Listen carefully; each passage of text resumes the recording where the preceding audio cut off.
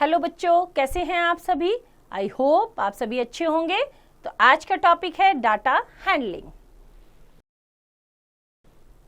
Introduction, pie chart, probability. Now introduction. We often come across with numerical facts and figures in various fields such as sports, business, politics, etc. The information gathered in the form of numerical values is known as data. In the previous class, we have learned to represent the data by using pictograph and bar graph. In this class, we will learn to make pie charts and also read about probability. But before going further, let us recall what we have learned. Now, first is pictograph. A pictograph is a graph in which pictures or symbols are used to represent numbers. Note that in a pictograph, pictures or symbols should be exactly the same and arranged in neat rows, one above the another, so that the information is clearly visible. Example देखते हैं. The following pictograph shows the favorite games liked by number of children. Tabular form में है. Favorite games of children, basketball, number of balls बनी है. Badminton के सामने भी hockey, football and cricket. की क्या है कि एक बॉल 2 चिल्ड्रन को रिप्रेजेंट कर रही है. Now read the pictograph and answer the following. First is which game is most liked by the children. तो देखने से भी पता चल जाएगा जिसमें सबसे ज्यादा बॉल्स हैं. किसमें है? क्रिकेट में. तो इसका आंसर क्या रहेगा? Cricket. Now which game is least liked by the children. Least मतलब सबसे कम. सबसे कम बॉल्स किसमें है? हॉकी में. तो ये इसका आंसर क्या रहेगा हमारा? Hockey. Now how many games are there. कितने गेम्स है टोटल? 1 2 3 4 5. कितने गेम्स हैं? 5. Now d part is how many children like the national game. National game कौन सा है? हॉकी. तो हॉकी के सामने कितनी बॉल्स है? 1 2 3 4 5 6. 6 बॉल्स है और एक बॉल कितने को रिप्रेजेंट कर रही है? 2 को. तो 6 multiply by 2 is equal to 12. तो इस तरह से हम ये सारे क्वेश्चंस का आंसर दे सकते हैं. सॉल्यूशन में देखो इसके.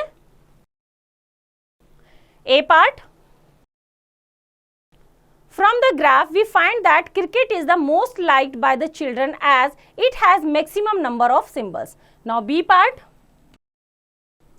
From the graph, we find that hockey is least liked by the children as it has minimum number of symbols. Now C part. There are 5 games. D part. From the graph, we find that there are 6 symbols. कितनी balls हैं? 6. Symbols for hockey. So, number of children like hockey is equal to 6 multiplied by 2 is equal to 12. Now, next is bar graph. A bar graph is a pictorial representation of numerical data in the form of rectangles or bars of equal width and varying heights. Example में देखते हैं इसको. The adjacent bar graph showing the number of chair sold in a shop during a week. तो यहाँ पे हमारा क्या given है? एक्स एक्सिस पे डेज गिवन है. Monday, Tuesday, Wednesday, Thursday, Friday, Saturday. और यहाँ पे वाई एक्सिस पे क्या है? Number of chairs sold. कि किस दिन कितनी चेयर सोल्ड हुई. Right. Read the bar graph carefully and answer the questions given below. A. On which day of the week was the sale minimum? Minimum का मतलब सबसे कम. तो किस दिन थी? सबसे छोटा ग्राफ किसका था? फ्राइडे. सो सॉल्यूशन में देखो इसके. ए part. From the bar graph, we find that the bar of minimum height corresponds to the sale on Friday. So the sale was minimum on Friday. Now B part. On which day of the week was the sale maximum? Maximum means सबसे ज्यादा. तो सबसे बड़ा bar graph किस दिन का था? Monday का. तो बी का सॉल्यूशन देखते हैं. From the bar graph, we find that the bar of maximum height corresponds to the sale on Monday. So the sale was maximum on Monday. Now see. What was the total sale during the week. Total sale निकालने के लिए क्या करेंगे, पूरे week की सबकी sales को क्या कर देंगे, ऐड। सॉल्यूशन देखते हैं इसका। The total sale during the week is equal to 225 plus 100 plus 150 plus 200 plus 75 plus 100 chairs, that is equals to 850 chairs। तो टोटल कितनी चेयर सेल हुई, 850। Now D part, what is the ratio between the minimum sale and the maximum sale। Minimum cell कितनी है हमारी 75 और maximum कितनी है 225। Solution देखते हैं इसका। The minimum sale during the week is equal to 75 chairs. The maximum sale during the week is equal to 225 chairs. Minimum sale ratio, maximum sale 75 is to 225, that is equals to 1:3. Now next topic is double bar graph. Double bar graph is a bar graph showing two sets of data simultaneously. Its usefulness for the comparison of the data becomes clear with the following example. Example देखते हैं। Read the double bar graph given below and answer the questions that follows. यहाँ पे हमें given है subjects math, social science, science, English and Hindi. x axis पे, y axis पे marks obtained. ठीक है, मैथ्स में कितने मार्क्स हैं, किन्हीं भी 2 स्टूडेंट्स के हमें गिवन है, social science, science, English and Hindi. ओ ईयर के गिवन है, किसके गिवन है, ईयर के। मैथ्स में 2011-12 के और 2012-13 के 2 इयर्स के मार्क्स गिवन है सभी सब्जेक्ट्स में, 5 सब्जेक्ट्स में। राइट, क्वेश्चंस देखते हैं इसका। First question, what is the information given by the double bar graph. तो इसका सॉल्यूशन देखते हैं, क्या इंफॉर्मेशन यहां पे हमें मिली है। ए part, the double bar graph shows the marks obtained by a student in 5 subjects in the year 2011 and 2012 and 2012 to 2013। एक स्टूडेंट के 2 साल के मार्क्स का क्या दे रखा है, comparison. Now question b, in which subject has the performance improved the most। अब 2 साल का परफॉर्मेंस दे रखा है, किसमें देखो, पहले साल बार ग्राफ छोटा और अगले साल क्या है, बड़ा है। किस किस में है, सबसे ज्यादा। इसने क्या पूछा है, परफॉर्मेंस इंप्रूव द मोस्ट, सबसे ज्यादा कहां पे परफॉर्मेंस इंप्रूव हुई है। देखो मैथ्स में देखो, पहले साल 30 थे, नेक्स्ट ईयर क्या हो गया हमारा 60, तो सबसे ज्यादा इंप्रूवमेंट कहां है, मैथ्स वाले सब्जेक्ट में। सॉल्यूशन देखते हैं इसका। From the graph, we see that the difference in heights of bars representing maths for 2011, 2012 and 2012 to 2013 is maximum. Hence, in maths, the performance has improved the most. Now, C part. In which subject has the performance deteriorated? किसमें subject में performance क्या हुई है, कम हुई है। तो देखो bar graph में किसकी कम हुई है, सभी में बार ग्राफ नेक्स्ट ईयर के अप हैं, बट इंग्लिश में क्या है, डाउन है। सॉल्यूशन देखते हैं इसका।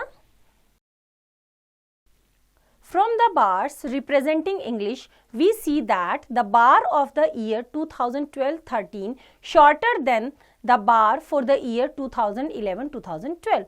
Hence, in English, the performance has deteriorated. Now, D part. In which subject is the performance at par? At par का मतलब जितना पहले साल था उतना ही नेक्स्ट ईयर है। सॉल्यूशन देखते हैं इसका। देखो बार ग्राफ में इक्वल किसके हैं, हिंदी के। तो आंसर क्या रहेगा, we see that the heights of both the bars representing Hindi is same, hence in Hindi the performance is at par. Now next topic is pie chart. When the numerical data is represented by the sectors of a circle, the graph obtained is called a pie graph or pie chart. An angle whose vertex is the center of the circle is called central angle, and the region of the circle enclosed by the arms of the angle is called sector. The central angle for a component is given by central angle for a component. कैसे हम निकालेंगे, क्योंकि circle है circular form में हमारा 360 degree का complete revolution होता है, तो किसी भी कंपोनेंट की अगर वैल्यू गिवन है उसको डिग्रीज में कैसे कन्वर्ट करेंगे, तो हम क्या लेंगे, वैल्यू ऑफ द कंपोनेंट, जो भी कंपोनेंट गिवन है उसकी value divided by sum of the values of all components, जितने भी कंपोनेंट्स हैं उनकी वैल्यू का सम, और multiply by 360 degree, that means उसको डिग्रीज में कन्वर्ट कर देंगे. Now next topic is construction of a pie chart. To draw a pie chart, we follow the given steps. Step 1. Find the total of all the components. Step 2. Find the angles corresponding to different components by using the following formula. Central angle for a component is equals to value of the component divided by sum of the values of all components multiply by 360 degree, जो अभी हमने ऊपर देखा. Now step 3. Draw a circle of suitable radius. Now step 4. Draw the angles calculated in step 2 at the center of the circle. Now step 5. Color each sector with different colors. Now example देखते हैं इसका. The monthly sale of computers by a shopkeeper is shown in the following table. Tabular form में given है months and number of computers sold. तो जुलाई में हमारे 12 हैं, अगस्त में 18, सितंबर 28, अक्टूबर 42, नवंबर 44. Draw a pie chart to represent the data. Solution देखते हैं इसका. टोटल नंबर ऑफ कंप्यूटर्स, सम निकालेंगे ना सभी वैल्यूज का, तो टोटल नंबर ऑफ कंप्यूटर्स सबका सम कर देंगे, दैट इज 144. नाउ एक और हम क्या बनाएंगे, टेबल बनाएंगे जिसमें हम यहाँ लिखेंगे months, number of computer sold और उनका सेंट्रल एंगल निकालेंगे. क्या निकालेंगे, सेंट्रल एंगल. जैसे फर्स्ट है हमारा जुलाई, जुलाई में कितने कंप्यूटर सोल्ड हुए, 12, तो 12 by sum of all, all का सम कितना है 144 मल्टीप्लाई बाय 360 डिग्री, तो कितने डिग्री आया, जुलाई का जो हम करेंगे दैट इज 30 डिग्री. इसी तरह से अगस्त का 18 है, 18 by 144 multiply by 360 degree is equal to 45 degree. Now next is September, सितंबर में 28 कंप्यूटर सोल्ड हुए हैं, तो 28 by 144 multiply by 360 degree is equal to 70 degree. Now next is October, अक्टूबर में 42 कंप्यूटर्स, तो 42 by 144 multiply by 360 degree is equal to 105 degree. Now next is November, that is 44, 44 by 144 multiply by 360 degree is equal to 110 degree. इनको simplify करना है, right.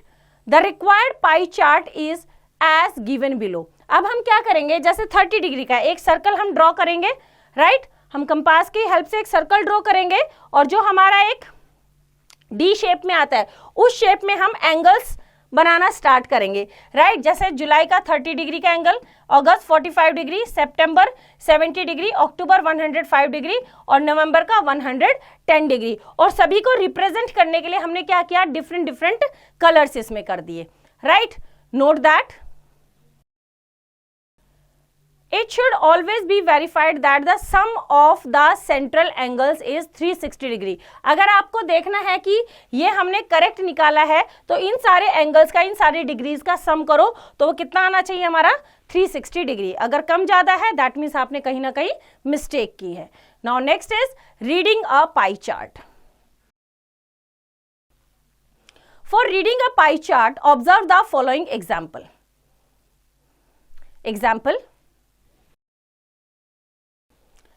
A survey was made to find the type of music that a certain group of young people liked in a city. Given pie chart shows the findings of his survey. एक सर्वे हुआ, उसमें देखा कि हमारा rock music 40% लोग, semi classical 20%, classical 10% and folk कितना है 30%, right. From the pie chart answer the following. From the pie chart answer the following. A, if 20 people liked classical music, how many young people were surveyed? इसने कहा कि अगर 20 लोग classical music को पसंद करते हैं तो कितने लोगों का सर्वे हुआ। नेक्स्ट क्वेश्चन क्या है, which type of music is liked by the maximum number of people. See क्या है, if a cassette company were to make 1000 CDs, how many CDs of each type would it make. Solutions देखते हैं इसका। Solution A part, let number of people surveyed be x. इसने क्या कहा है 20%। तो हमने देखा कि सर्वे कितने का किया, हमने लेट कर लिया x लोगों का सर्वे किया, देन 10% ऑफ x। इसने क्या कहा है 10%। क्यों, क्योंकि हमारा क्या है, इसने कहा है 20 people like classical music. Classical music के कितने हैं 10%। क्लासिकल म्यूजिक कितना है 10%। और उसने कहा कि 20 लोग पसंद करते हैं, तो कितने लोगों का सर्वे हुआ, तो सर्वे हमने मान लिया x लोगों का हुआ, राइट। तो 10% ऑफ x, उन x में से 10% क्या करते हैं क्लासिकल म्यूजिक को पसंद करते हैं। तो 10% of x is equal to कितना है 20 पीपल। कितना है, इन्होंने नंबर ऑफ पीपल दे रखा है, दैट इज 20। तो 10% का मतलब 10/100 of x is equal to 20। x की वैल्यू निकालेंगे तो 10/100 अपोजिट साइड जाके क्या हो जाएगा 100/10। तो कितना हो जाएगा 20 मल्टीप्लाई बाय 100/10, 0 से 0 कैंसिल, दैट इज 200। कितना आया, या वैसे भी यहां से 0 से 0 कैंसिल करेंगे तो कितना आ गया, टोटल 200 लोगों का सर्वे हुआ। So 200 young people were surveyed. Now B part का आंसर, इसने क्या कहा है, कौन सा म्यूजिक सबसे ज्यादा पसंद किया जाता है। तो सबसे ज्यादा देखो 40% सबसे ज्यादा इसका पार्ट है, तो क्या आंसर रहेगा, rock music is liked by the maximum number of people. Now next C part का आंसर, इसने कहा है कि if a cassette company were to make 1000 CDs, तो उसे क्या करना पड़ेगा कि कितनी CDs हर तरह की बनानी पड़ेगी। तो कितनी है, number of semi classical music CDs, total कितनी बनाएगा वो 1000 CDs बनानी है। तो जिसका जितना परसेंटेज है 1000 को उसमें क्या कर देंगे, डिवाइड कर देंगे। तो सेमी क्लासिकल कितना है 20%। तो यहाँ पे 20% of 1000 is equal to 20/100 multiply by 1000। तो उसे 200 CDs बनानी पड़ेंगी सेमी क्लासिकल म्यूजिक की। सेकंड रॉक म्यूजिक कितना है 40%। तो 40% ऑफ 1000 निकालेंगे तो कितना आ जाएगा 400। फॉक म्यूजिक की CDs कितनी है 30%। तो 30% ऑफ 1000 करेंगे तो कितना आ जाएगा 300। और नंबर ऑफ क्लासिकल म्यूजिक कितना है 10% ओनली। तो 10% of 1000 is equal to 100 CDs उसे बनानी पड़ेंगी। तो इस तरह से हम पाई चार्ट को रीड कर सकते हैं। तो इस तरह से एक्सरसाइज आप खुद ट्राई करेंगे।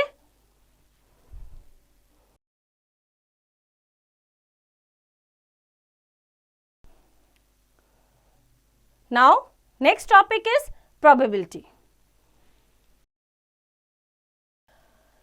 Probability is a way of measuring the chances of an event occurring. Probability क्या है, किसी भी काम के, किसी भी इवेंट के होने के chances. In our daily life, we come across several statements such as A part, most probably it will rain today, कि आज बारिश जरूर होगी, हो नहीं रही है, हो सकती है probably. B part, chances are high that price of petrol will grow up, कि ये चांसेस है कि पेट्रोल के प्राइस क्या हो जाएंगे, हाई हो। अभी हुए नहीं है बट हम क्या कर रहे हैं, हम अनुमान लगा रहे हैं। Now C, I doubt that he will win the race, मुझे डाउट है कि वो रेस जीतेगा। तो दैट मीन्स क्या है कि चांसेस, किसी काम के होने या ना होने के chances. Now the words most probably, chances, doubt, etc. show uncertainty or probability of occurrence of an event.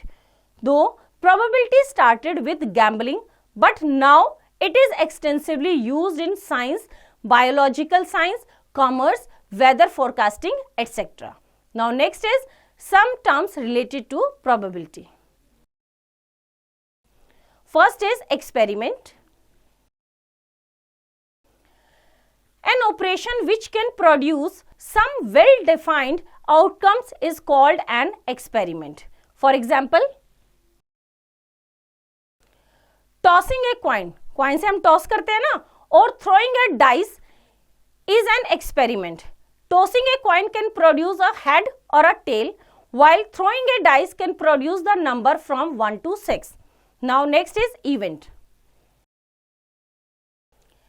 Each outcome of an experiment is called an event. For example, getting a tail in a single throw of a coin is an event, or getting a number 3 after throwing a dice is an event. Now next, random experiment. An experiment in which all the possible outcomes are known but the result cannot be predicted in advance is called a random experiment. For example, tossing a coin is a random experiment. We know that outcomes will be head or tail, but we cannot predict whether a head will come up or a tail. Now trial. By a trial we means performing a random experiment. कितनी बार हम करेंगे? Now next is outcome. The result of a trial is called an outcome. For example, when a coin is tossed, we either get a head or a tail. Therefore, head or tail are two possible outcomes. Some experiments and their outcomes. Experiments and outcomes. Experiment given है और outcomes. First is tossing a coin. Getting a head, that is H. Getting a tail, that is T. Now next is tossing two coins simultaneously. दो coin जब हम एक साथ करते हैं, getting head on each coin, that is HH. Getting head on one coin and tail on another, तो H and T. Getting tail on one coin and head on another, that is T and H. Getting tail on each coin, that is TT. Throwing a dice. अगर हम dice को throw करते हैं, getting an even number, that is 2, 4 or 6. Getting an odd number, that is 1, 3 or 5. Now next is probability of an event. Suppose we perform an experiment and let n be the total number of trials. Then the probability of happening of an event E is defined as probability of E. P of E means probability of happening a event. That is number of favorable outcomes. जो हमें चाहिए वो कौन कौन से outcomes हैं, divided by जो आ सकते हैं total outcomes, divided by total number of possible outcomes. मान लो हेड और टेल है, हमें हेड चाहिए तो हमारा फेवरेबल क्या है H, और टोटल क्या है, 2 आउटकम्स है हेड और tail. Now maths fact. Probability of an event lies between 0 and 1. Probability of a sure event is 1, कि ये होगा ही होगा. Probability cannot be negative. Probability of an impossible event is 0, जो हो ही नहीं सकता. Now example देखते हैं इससे related. A coin is tossed. What is the probability of getting a tail? Solution देखते हैं. In tossing a coin, possible outcomes are, क्या क्या होते हैं, H and T, head और tail. तो total number of possible outcomes कितने हैं, 2. Total number of possible outcomes कितने हैं, 2. हमें क्या चाहिए, tail. क्या चाहिए, tail. तो number of tails कितने हैं, 1. Right? तो number of favorable outcomes is equal to 1. क्योंकि हमें tail चाहिए, उसके आने के chances 1 है. तो favorable outcome कितना है, 1. तो probability of getting a tail. Probability of getting a tail is equal to number of favorable outcomes divided by total number of outcomes. Favorable कितना है, 1 और total कितने हैं, 2. तो हमारी probability क्या है, to getting a tail is equal to 1 by 2. Now next example. When 2 coins are tossed simultaneously, what are all possible outcomes? In a single throw of 2 coins, what is the probability of getting A part at least one tail, B part both heads? Solution देखते हैं इसका. coins are tossed simultaneously, all possible outcomes are HH, HT, TH and TT. Total number of possible outcomes is equals to 4. तो total number of possible outcomes कितने हैं? 4. Now A part, getting at least one tail means कम से कम एक, दो भी हो सकते हैं. तो जिसमें T है वो सारे, तो HT, TH and TT. तो नंबर ऑफ फेवरेबल आउटकम्स कितने हुए? 3. फेवरेबल आउटकम्स कितने हैं? 3. तो प्रोबेबिलिटी क्या हुई? गेटिंग एटलीस्ट वन टेल, कम से कम एक, ज्यादा से ज्यादा कितने भी, तो 3/4. Now B part, getting both heads means HH. दोनों हेड आने की फेवरेबल कितने हैं? ओनली 1. तो number of favourable outcome is equal to 1. Total कितने आउटकम्स हैं? 4. तो probability of getting both heads, कि दोनों हेड हों, तो उसकी प्रोबेबिलिटी है हमारी 1/4. Now next example. A bag contains 5 black and 4 blue balls. They are mixed properly and one ball is drawn at random. Find the probability of getting. At random means बिना देखे बस जो हाथ में आई उसको उठा लिया. First is a black ball and second is a blue ball. Solution देखते हैं इसका. टोटल नंबर ऑफ बॉल्स कितनी है? 5 ब्लैक और 4 ब्लू, दैट इज 9. 5 + 4 इज 9. तो total number of possible outcomes, उन 9 बॉल में से कोई भी आ सकती है. तो टोटल पॉसिबल आउटकम्स कितने हैं हमारे? 9. नाउ ए पार्ट क्या है? अ black ball. Number of black balls कितनी है? 5. तो फेवरेबल आउटकम्स कितने हुए? 5. तो probability of getting a black ball is equal to 5/9. कितना हुआ? 5/9. बी पार्ट में क्या है? Blue ball. Number of blue balls कितनी है? 4. तो फेवरेबल आउटकम्स कितने हुए? 4. तो probability of getting A blue ball is 4/9. Now next example. From a well shuffled deck of 52 cards, one card is drawn at random.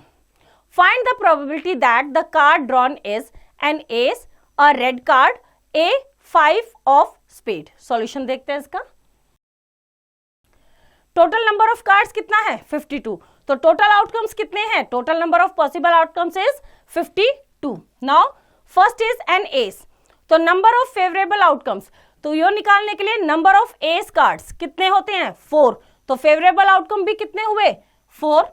Total कितने हैं? 52. तो probability of getting an ace is equal to 4/52, that is 1/13. Now B part, red card. Number of red cards कितने होते हैं? Half होते हैं, 26. तो favourable outcomes भी कितने हुए? 26. तो probability of getting a red card is 26/52, that is 1/2. Next, number of 5 of spade कितने हैं? 1. तो फेवरेबल आउटकम्स कितना हुआ? 1. टोटल कितने हैं? 52. तो probability of getting a 5 of spade is equal to 1/52. तो इस तरह से हम इसको सॉल्व कर सकते हैं. तो बच्चों, इस तरह से एक्सरसाइज आप खुद ट्राई करेंगे. आई होप आपको चैप्टर समझ आया. इसकी रिवीजन आप खुद कीजिए.